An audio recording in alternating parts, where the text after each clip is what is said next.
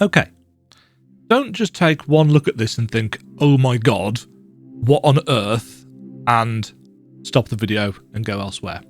Bear with me, just for a couple of minutes. What we have in front of us here is Master Key. Master Key is, by all accounts, a Zelda-like, an old-school Zelda-like. And if you're anything like me who grew up with the older Zelda games, you'll know that there's something about those games that is actually very, very close to the Metroidvania as a genre, because it is all about going to different locations, different biomes, not being able to get to certain things until you've got the right key or the right ability. There's combat, there's exploration.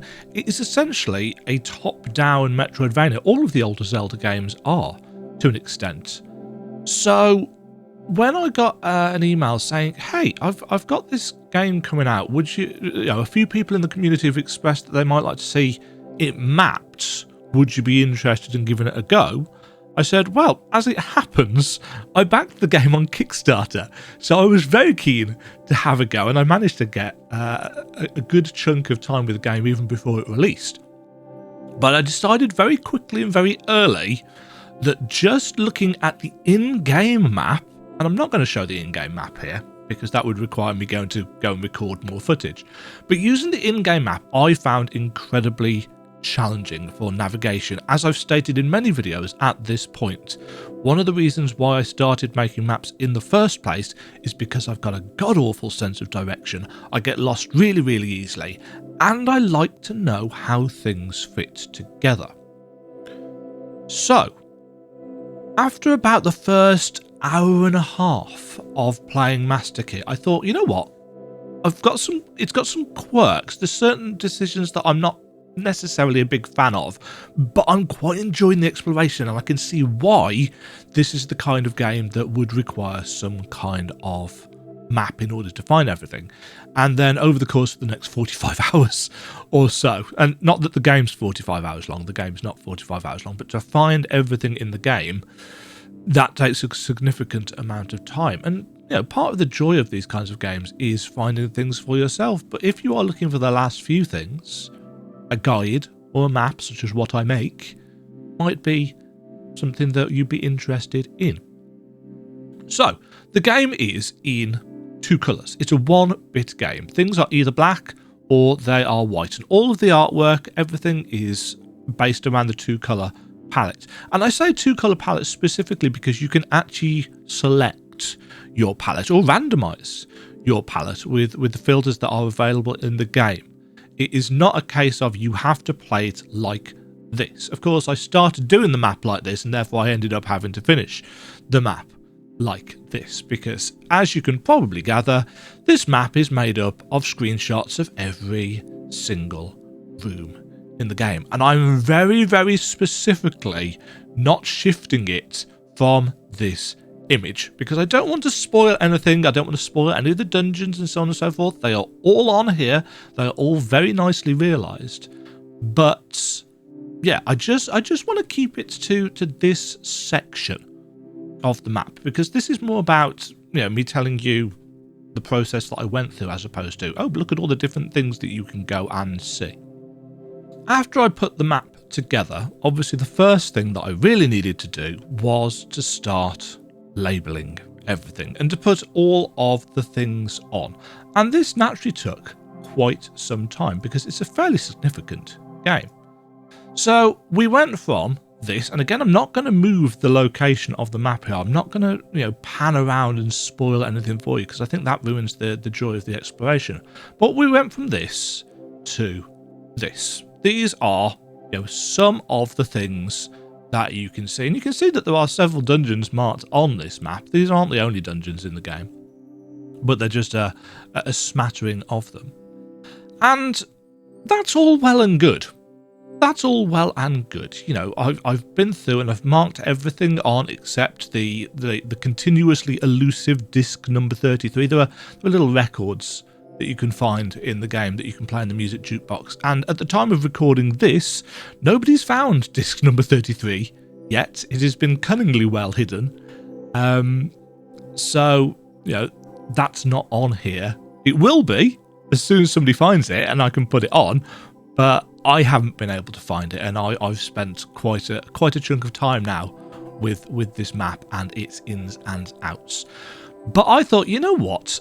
This game doesn't actually look like this, because this game does the Zelda room style thing where the camera is limited to the screen and then you transition into another room.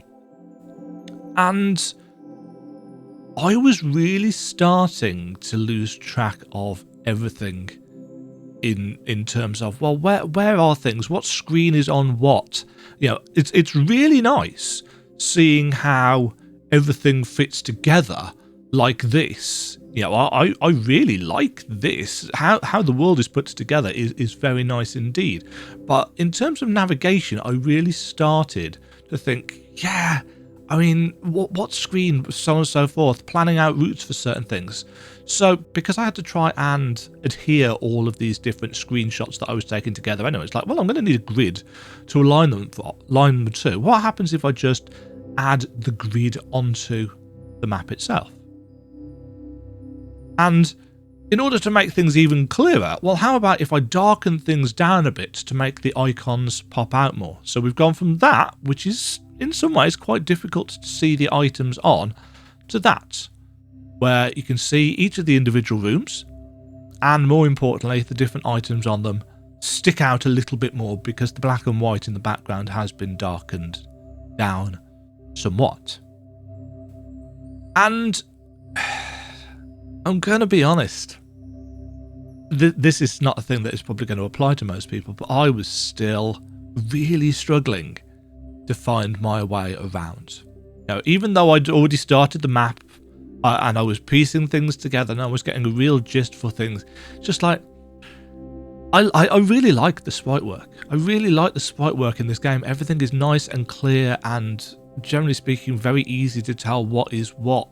But at a glance, when I'm trying to find my way from A to B, and I can't use the in-game map because I don't think the in-game map really does a great job of helping you navigate things, I thought, oh, what can I do?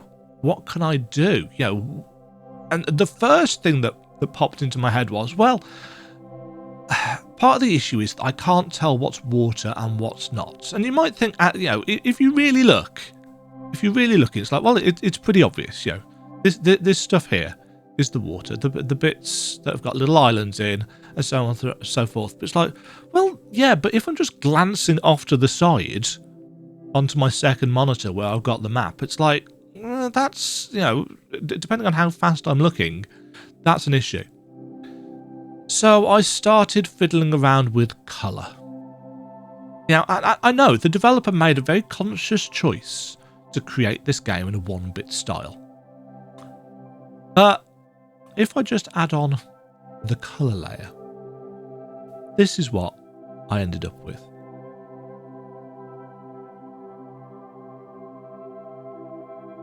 Now, does that ruin, quote unquote, the developer's intended visual style?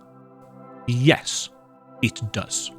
You know, this takes away part of that charm of, oh, I've got this 1-bit game, everything's a 2-color palette, the artwork is very, very nice, the world is expansive, go out and find the things and do the stuff, because the game is fairly non-linear. You can go in quite a number of ways. But I was struggling, and that is a me issue. You know, that's not a game issue, it's not the game's fault. The game stuck to the developer's vision spot on. But I was still struggling with navigation because I'm rubbish. You know, this is a me thing. So I started, as you can tell, colouring in the land masses, and then colouring in the rivers, and then I started getting a little bit out of control, so I started colouring the trees in, and I started colouring the different areas in different colours, and I just got carried away, realistically, to the extent that of the 45 hours I spent putting this map together, probably 15 of them were just colouring between the lines. Now, the map on the screen before you is at 45%. of actual size, because the screenshots that I took were, you know, full on game size screenshots. So let's, in fact, I can do this for you. Let's zoom into the main town. Okay. So this is what the actual game size is. You know, each of these rooms is the actual size that the game renders it, and then obviously it scales it up to your monitor to 4K or whatever it is that you are playing at. So yeah, the Master Key map is something that I really enjoyed putting together. There are lots of secrets. There are lots and lots and lots of things to go and try and find. But if you are struggling, you know, here is a resource available for you to use.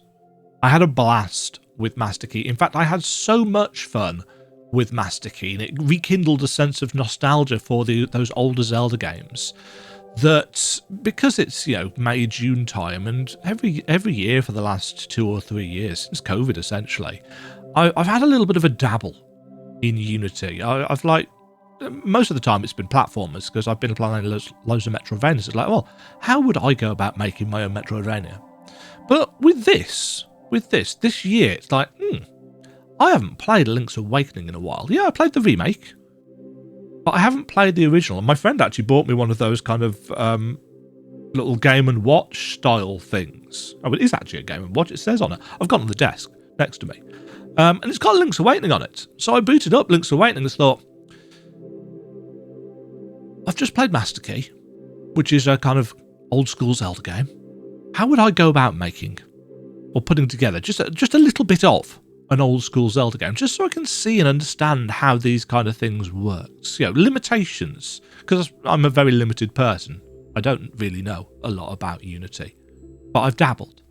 I thought this game, this map inspired me to try and figure out, well, how's it done? How's it put together? How would I do things? What would I do differently? And so on and so forth. So I've been playing around with the Link's Awakening DX sprites and music, and just created maybe a village in Unity just for the lulz. It's going all right so far, but undoubtedly I'm going to get bored of it soon, or I'm going to get distracted by other games to play. But anyway, you don't need to know any of this. Master Key is cheap. It's extensive. You can speed through it really, really quickly if you're just interested in getting from start to finish to the ending. Or you can take your time and spend 20 plus hours exploring every single nook and cranny. And who knows, you might be the person that says, hey Demajen, we found disc 33 finally, you can put that on your map as well. But yeah, Master Key was a really, really good time. You know, comparing this to this, for me,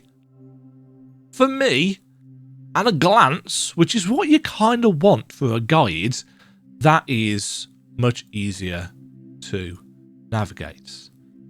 So from that, to labels, to colour, to no colour rather, to full colour. I have no idea whether anybody wants that. I don't know whether anybody, in the sense that I haven't put that in my map bundle. Not that, oh, people don't want to look at this. No, clearly people do. You know, I don't want to. I don't know if people would find this black and white version or this black and white version with the grids more useful, because all I've got in my map pack is this. Maybe I'll sort out a black and white version for the Google Drive or something. That might be one way of doing it. But yeah, 45 hours. I've thus spent probably 60 plus easy hours on the game, or the experience involving the game, shall we say. It is a good time. The developer has just put in some difficulty modes because it wasn't an easy game. It was much more challenging than I think some of the older Zelda games were. Thus, my first impressions, I think I titled something along the lines of Link's Awakening crossed over with Dark Souls.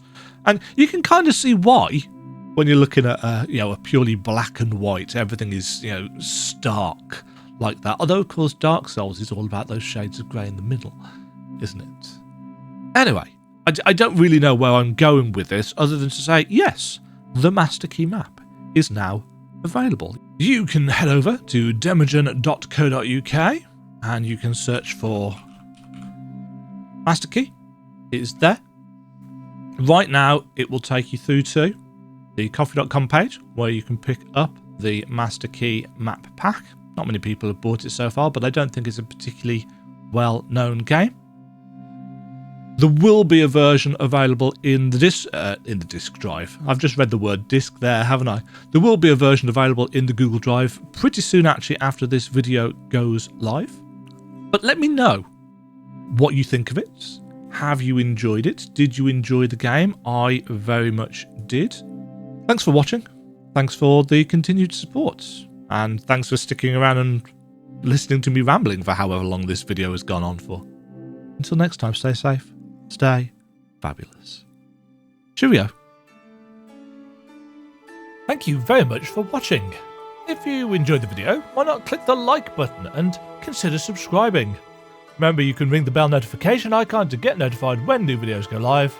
And until next time, cheerio.